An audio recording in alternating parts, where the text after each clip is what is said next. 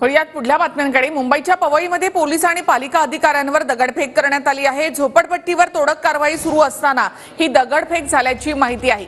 संतप्त झोपडपट्टी वासियांनी दगडफेक केल्याची माहिती आहे। तर पवईमध्ये पोलीस आणि पालिका अधिकाऱ्यांवर दगडफेक झाली। अनधिकृत या झोपड्या हटवताना या ठिकाणी पवईमध्ये पोलीस आणि पालिका अधिकाऱ्यांवर या झोपडपट्टीधारकांनी दगडफेक केली आहे।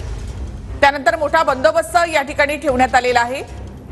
लाठीचार्जही करण्यात आला। मात्र ही तोडक कारवाई होत असताना या झोपडपट्टी धारकांनी या ठिकाणी दगडफेक केली।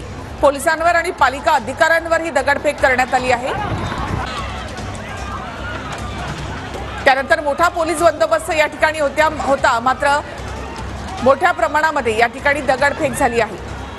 अनधिकृत झोपड्या या ठिकाणी होत्या, त्या हटवण्याचं काम पालिका अधिकारी करत होते। पोलिसांचा मोठा बंदोबस्त देखील या ठिकाणी होता। मात्र पोलिसांवर आणि पालिका अधिकाऱ्यांवर या झोपडपट्टी धारकांनी दगडफेक केली आहे। अधिक माहिती आपण घेऊयात आमचे प्रतिनिधी अविनाश माने यांच्याकडून। अविनाश, काय माहिती? नक्कीच निखिला, जर पाहिलं ही पवईमधील असलेली हिरानंदिनी या ठिकाणी असलेली ही झोपडपट्टी अनेक वर्ष जुनी झोपडपट्टी आहे।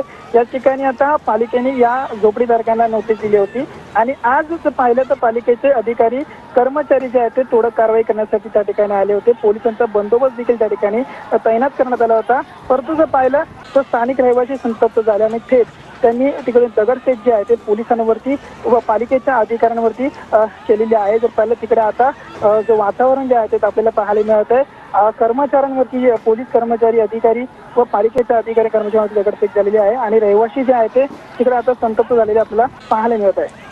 निखिला, नक्कीच पवई मधली ही दृश्य आपण पाहतो। पोलीस आणि पालिका अधिकाऱ्यांवर ही दगडफेक झालेली आहे।